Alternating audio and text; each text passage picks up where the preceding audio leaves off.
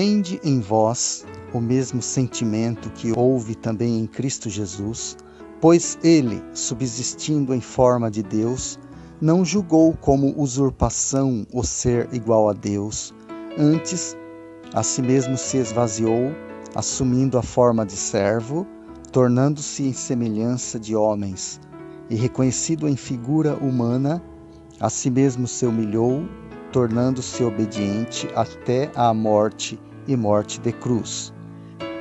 Como o Filho eterno de Deus, que é, ele mesmo, a forma morfê, ou seja, a própria natureza de Deus, ele tem de vir na forma morfém, ou seja, a própria natureza de um servo.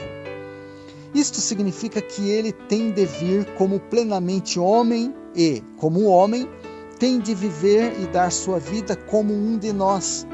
Em fazer isso, Cristo se derrama tudo que ele é, enquanto assume em adição a sua plena natureza divina, uma plena natureza humana.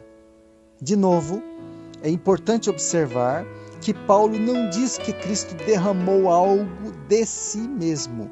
Não, de modo algum. Pelo contrário, ele derramou-se a si mesmo.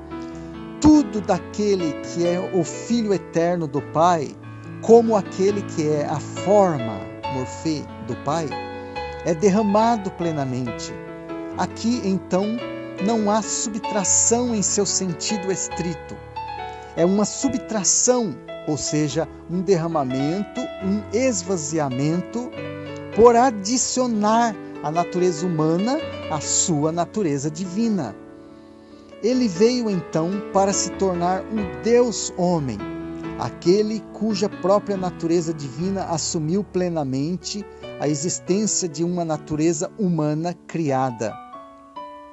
Ele derramou-se a si mesmo por adicionar a si mesmo a natureza de um homem, na verdade, a natureza de um servo par excellence, que daria sua vida em obediência na cruz para cumprir a vontade de seu Pai. Talvez duas ilustrações nos ajudem a entender como Cristo se esvaziou por acrescentar algo mais a si mesmo. Imagine primeiramente que você vai a uma concessionária de automóveis para fazer um test drive de um carro novinho. Enquanto você olha ao redor do salão, um vendedor se aproxima e lhe fala sobre vários modelos em exposição. Seus olhos se fixam num carro especialmente lustroso e brilhante que reflete intensamente a luz do sol.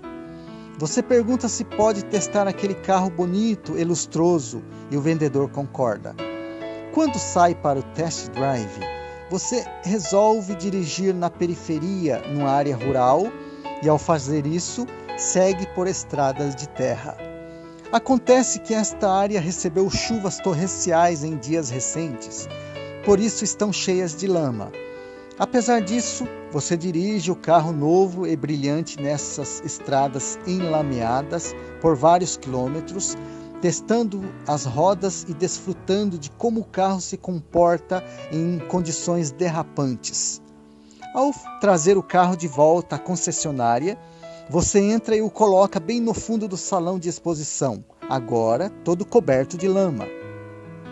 Quando o vendedor os vê, se aproxima e exclama: "O que você fez com o meu carro?"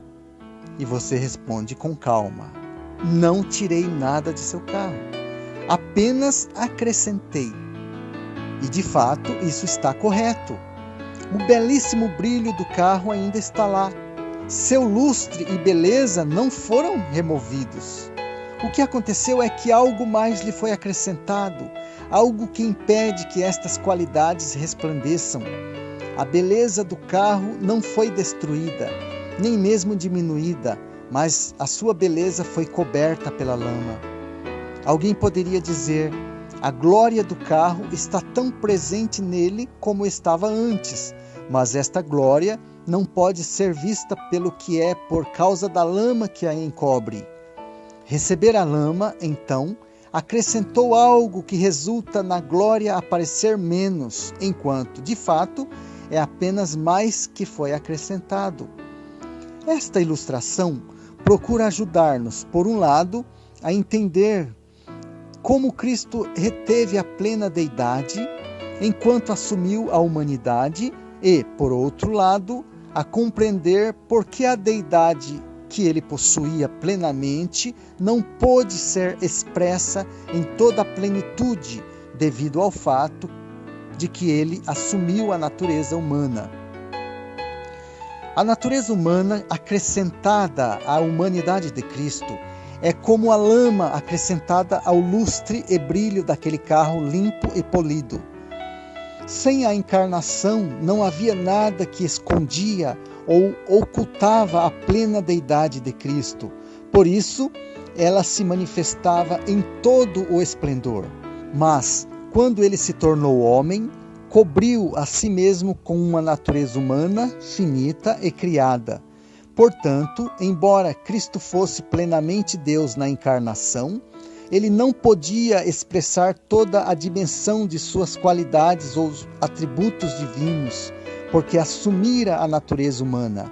A glória da deidade de Cristo estava totalmente intacta e presente, mas a manifestação dessa glória não teve expressão plena, porque ele estava coberto com a natureza humana.